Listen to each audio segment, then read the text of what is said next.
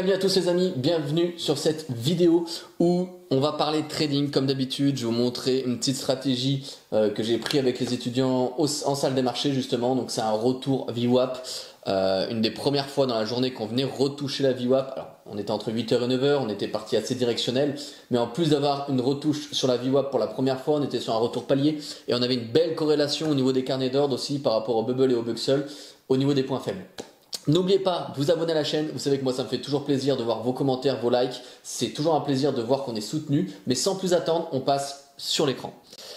Alors, je mets en route la vidéo, donc en fait on peut déjà se rendre compte que on a donc la VWAP qui est située à 64, des points faibles à 67 et 69 au niveau du Bund, des points faibles à un point faible majoritairement à 68 au niveau du Buxel, et des points faibles à 65, 66, 67 au niveau du bubble. Donc on voit qu'en fait sur les trois marchés, on est potentiellement donc sur une résistance, donc plutôt cool. Et on voit là, regardez mon graphique à droite, retour VWAP et le trait rouge c'est l'open. Et vous voyez les paliers que j'ai pu dessiner par rapport à ce premier mouvement qui a été fait ici au niveau de l'open. Donc là ça y est, on est pris sur le marché, on est rentré à 64 et regardez, extrêmement efficace, zéro drawdown.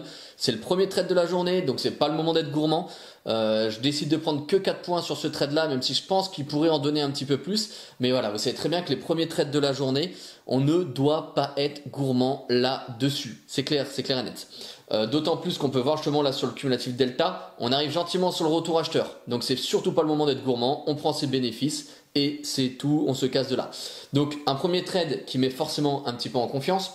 Donc je répète, comment on a pu vraiment réaliser ce scénario là? Extrêmement simple, on avait donc l'open qui était ici en rouge à 152,72, un palier que j'ai dessiné ici et un palier que j'ai dessiné à 152,54 par rapport justement à ce premier mouvement et enfin un retracement ici. Ce palier je divise en deux pour avoir plus d'opportunités de trade et plus de cohérence dans le marché. Tout simplement.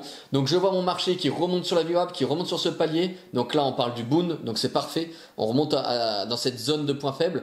Je vois aussi en corrélation, si on met un tout petit peu plus en arrière, vous allez voir qu'on était parfaitement aussi... Hop là, on va remettre encore un petit peu en arrière. Regardez là le marché, on est pile poil au moment où le marché vient de saisir sur le Bund, on est pile poil au niveau du point faible sur le Buxel, voilà, qu'on a cité tout à l'heure à 68, et on est pile poil au niveau des points faibles sur le Bubble à 65, 66, 67, voilà, à 65 exactement. Donc on voit qu'on a une cohérence parfaite au niveau des trois marchés, qu'on est tous les trois sur une résistance. Donc c'est parfait en fait pour prendre un short avec un minimum de drawdown, et finalement c'est ce qui se passe parce qu'on a subi en fait 0 tick de drawdown, en fait tout simplement. Voilà. Donc écoutez les amis, vidéo assez courte. Néanmoins, je trouve que ça fait encore une très belle piqûre de rappel sur l'importance de se servir des paliers, sur l'importance de se servir aussi du cumulatif delta, de la VWAP, du carnet d'ordre, qu'on peut faire corréler aussi notre carnet d'ordre avec tous les marchés, notamment les autres marchés obligataires, soit ZB, ZN, ZF sur les bons du trésor américain, ou Bund, Bubble, Buxel et Schatz sur les bons du trésor allemand. Voilà, on se rend compte que justement faire corréler un petit peu tous ces marchés avec les carnets d'ordre nous permet justement d'avoir des trades favorables, des trades plutôt cool et avec un minimum de drawdown, et c'est ce qu'on recherche.